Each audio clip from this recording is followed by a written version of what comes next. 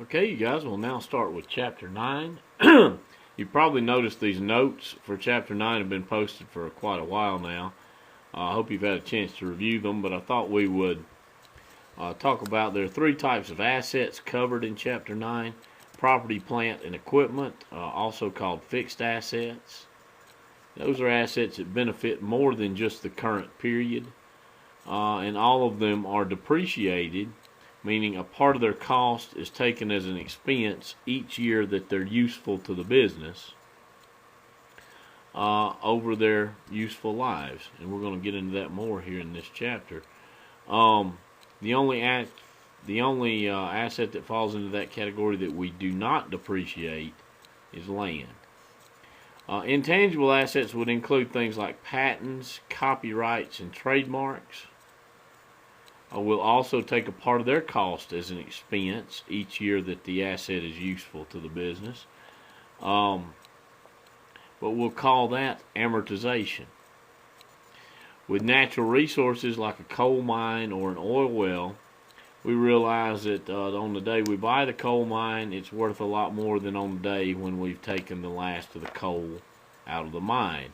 So as the natural resources are extracted, we'll take a part of the cost of that asset as an expense, and we call that depletion expense.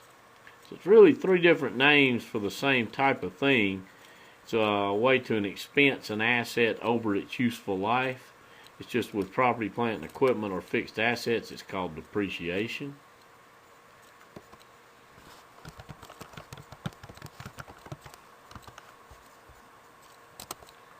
With intangible assets, it's called amortization.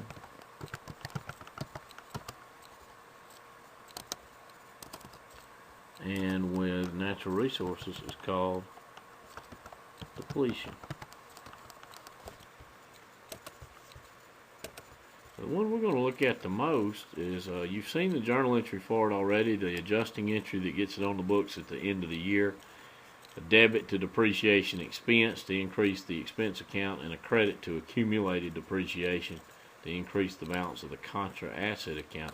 Here's the one we're going to go into much more detail on. Now, you can read about, we're going to look at three different methods for computing depreciation. Now, over the useful life, you'll end up with the same amount of depreciation no matter which method you use. But you can read about those three methods on pages 417 through 419. And I would suggest probably reading those pages. But if you flip over to the, click over to the depreciation tab on your Chapter 9 notes, you have an explanation of the three methods. With the straight line method, we're taking annual depreciation expense, or depreciation expense per year. It's equal to cost minus the residual or salvage value of the asset. Cost is obvious, I think, but the residual or salvage value is what we expect the asset to be worth at the end of its useful life. So say, for instance, maybe we buy a lawnmower to use in a landscape business. On the day we bought it, we've purchased an asset, the lawnmower. Let's say it's going to be useful to the business for 5 years. And let's just say it just so happens at the end of that 5 years the lawnmower quits. That would be very coincidental if that happened, but let's just play along for a second. So let's say the lawnmower is going to be useful to the business for 5 years. Maybe it costs $5,400, but once its useful life is over, we still expect it to be worth $400. So we would say $5,400 minus 400, and then divide by the useful life in years, which we said was 5. So we would depreciate that lawnmower at $1,000 per year. Now at the end of 5 years, if it's still in good operating condition, we keep using it. We just no longer depreciate. That's the first of the three methods we'll look at in your problem. So let's go to it now, and we'll come back and look at some of these other methods in a few minutes. But here's your formula we're going to use to begin with. Cost minus residual or salvage value. I think your book here calls it residual value. I think maybe on your final I might have it as salvage value, but those are synonymous. And then we're going to divide by the useful life in years to get the amount of depreciation expense we take each year. So let's go to our template here for 9.2a. And let's read through the problem. On page 447, Monty's Coffee Company purchased packaging equipment on January 5th, 2014 for $90,000. Okay, if you want to note that there in the margin, that's your cost. So if you're looking back at your formula over here, the $90,000 would be your cost. The equipment was expected to have a useful life of 3 years. Well, there's your useful life in years. Or 20,000 operating hours. They also give you the useful life in hours. And it's expected to have a residual or salvage value of $6,000. That would go in right here. Then they go on to tell you how many hours the equipment was used each year of its useful life. They want us to determine the amount of depreciation expense for each of the 3 years, 2014, 15, and 16, under our 3 different methods: the straight line method, units of output method, and double declining balance method. That's instruction 1. So let's start there. Let's go back to our template. Okay, our straight line, we just enter the cost here as $90,000. Minus the residual value is $6,000. Sorry, I'm in the wrong spot. Divided by the number of years in the useful life is 3.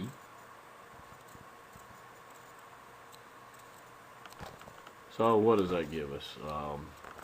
Equal to 90,000 minus 6,000 divided by 3 years. So our yearly depreciation expense comes out to $28,000. So you say 90,000 minus 6,000 gives you 84,000. Divided by 3 years gives you 28,000 of depreciation expense per year. So let's put that in our chart. You'll have a chart that looks like this drawn for you on the final.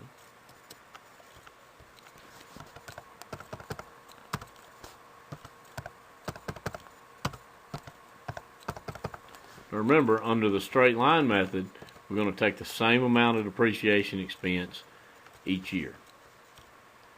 Now let's go back and look a little more at the units of production method, also known as units of output method.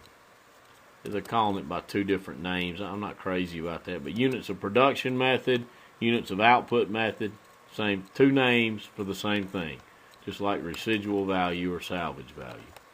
So let's take a look at our notes here. And again, these are posted for you on the course Moodle site. What we're going to do with the units of production or units of output method, first we'll calculate a rate, our depreciation expense per hour. Well, the formula stays the same in the top. It's still cost minus residual or salvage value. But instead of dividing by the useful life in years, we're now going to divide by the useful life in hours to get an hourly depreciation expense rate. Okay, then to get year 1's depreciation expense, we'll take that depreciation expense per hour, our rate calculated from above, times the number of hours the equipment was used in year 1, which is given in the problem. Then we'll use that rate again, our depreciation expense per hour, times the number of hours the equipment was used in year 2. Then finally for year 3, we'd continue this. It's 10 years. But in this case, in our example, we're looking at 3. We'd take that rate again, whatever it comes to, calculated here, times the number of hours the equipment was used in year 3. So let's try this one. Okay, units of production method they call it here. Our cost was 90,000. Residual value again is 6,000. Divided by the total hours the equipment was used in the useful life. Useful life in hours is 20,000 operating hours. Okay, so we're going to say it's equal to our 90,000 minus the 6,000 divided by the 20,000.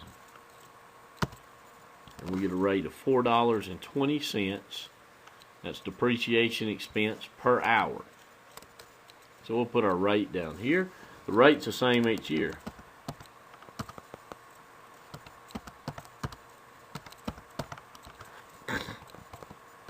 Now, how many hours was the equipment used in 2014? See the last sentence above the instructions. The equipment was used for 8,900 hours in 2014. Okay, so our answer would be equal to our rate, $4.20 per hour, times the number of hours the equipment was used in 2014. So we get 37,380. Okay, then we take our rate times, I'm getting ahead of myself.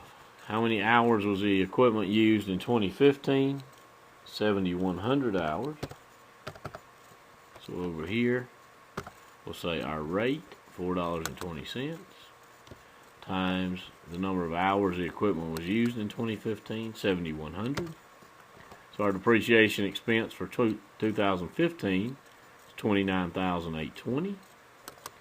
Then in 2016, the equipment was used for 4,000 hours. Okay, so we'll say $4.20 times 4,000 hours gives us depreciation expense of $16,800 in 2016. And we want to move these numbers to the chart. I'm just going to copy them this time and paste them into our chart under units of production.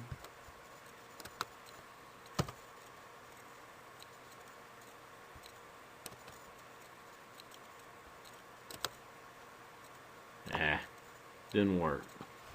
Let's just manually enter them in. What do we got? 2014, 37,380.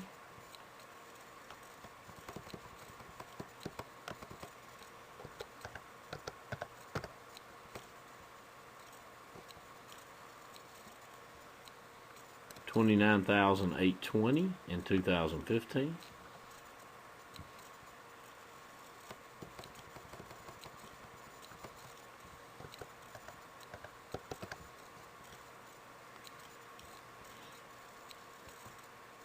And $16,800 in 2016.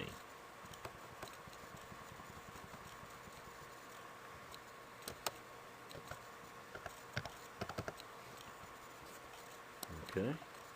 Now we'll go through double declining balance. Probably the most difficult of the three, but it's still not very bad.